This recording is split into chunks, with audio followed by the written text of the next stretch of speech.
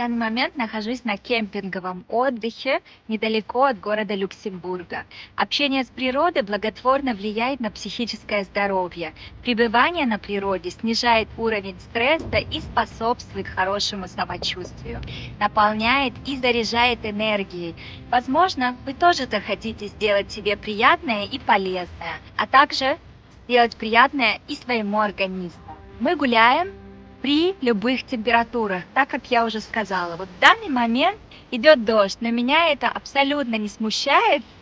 Вот там где-то наверху, не знаю, видно или нет, гуляют мои дети. И я абсолютно не переживаю, что они простынут или заболеют. Так как я уже сказала, мы это делаем при любой погоде. Я вас обнимаю, желаю вам также приятных впечатлений при любой погоде.